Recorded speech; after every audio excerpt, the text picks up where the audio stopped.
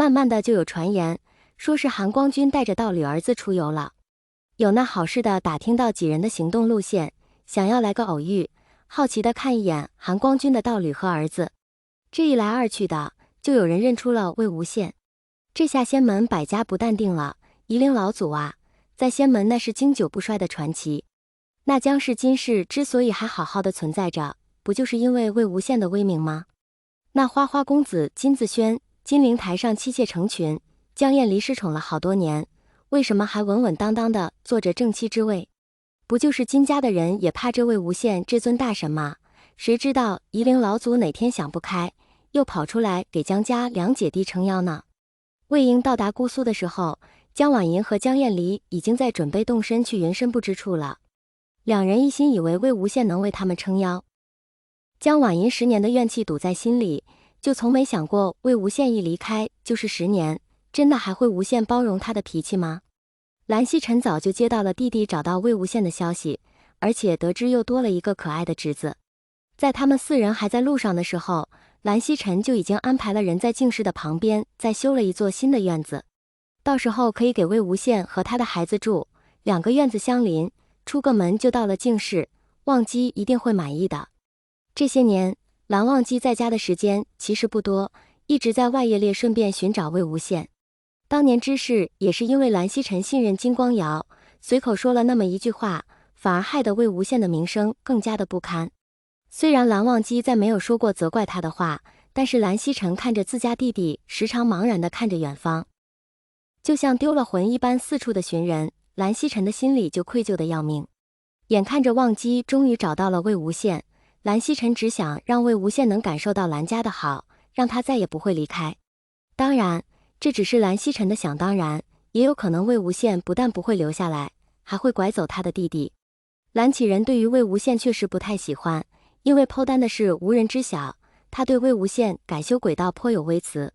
只是魏无羡用了轨道，在射日之争上减少了伤亡，在经历过金氏的陷害后，魏无羡最终销声匿迹。蓝启仁其实对这个结果还是很满意的，不管他为何修了轨道，都是为了射日之争。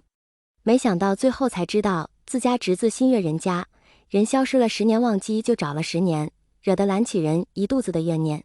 当然，这个怨念在蓝虎读迟音的到来后就半点也没有了。等听说蓝忘机找到了人，又多了一个乖巧的孩子后，蓝启仁都想把魏无羡供起来了。跳脱算什么，断袖又算什么，人家会生孩子啊，而且还一次就是2个，都10岁了。蓝虎齿的天赋他是看过的，比起当年的蓝曦臣和蓝忘机还要强，那另一个孩子也不会差到哪儿去。接到消息的蓝启仁每天都站在山门口望眼欲穿。蓝启仁对着一整面密密麻麻的家规，突然有点不太舒服。小蓝虎看着这几千条的家规都要哭了，若是另外一个宝贝也害怕这些家规怎么办？魏无羡不用说，肯定也不会喜欢。现在蓝虎找到了另一位血亲，到时候魏无羡要走，蓝虎肯定是要跟着走的，还有忘机。真是那样不说侄孙，可能连侄子都要弄丢一个。蓝启仁突然吩咐了工匠来把写着家规的山壁磨平，他决定要在山壁上重刻家规。等到山壁被磨平了之后，蓝启仁便叫工匠回去了，这山壁上的家规等他重新修订好了再刻吧。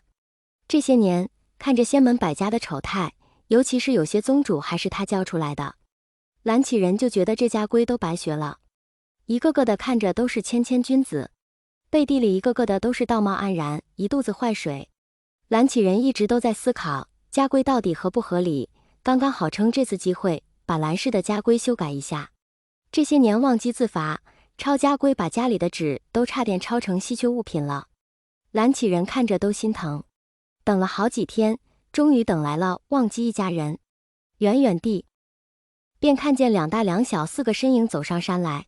蓝忘机和蓝虎都穿着蓝家的白色家袍，而魏无羡和另一个小宝贝则是穿着充满异域风情的服饰，反正在仙门百家的范围是没见过的样式。2人都是一身红衣，身上各处都挂着银铃，走起路来叮当作响。银铃的声音不大，但是却很清脆，2人走动的铃声交织在一起，就像山泉在流淌，让人听了便觉得心旷神怡。一般人是看不出来的，魏无羡他们身上的银铃是按阵法排列的，声音也带有阴功的性质。若是对他们心怀善意，这铃声就是清脆好听，养神定神；若是对他们心怀恶意，听到这铃声便会焦躁不安。恶意越大，这银铃的阴功效果也就越大，严重的可能会精神恍惚，陷入幻境。蓝启仁听着这铃声，嘴角都扬起来了，这侄孙真是不错，连走路都这么好听。看着小宝贝和蓝忘机一模一样的眼睛，蓝启仁就确定这个也是蓝忘机的孩子。蓝忘机看见蓝启仁，不慌不忙地行礼问安，有劳叔父久等，忘机归。蓝虎高兴地喊：叔公，想不想阿赤？而魏无羡和燕儿根本不认识蓝启仁，就只好一个跟着蓝湛喊，一个跟着哥哥喊：叔父叔公好。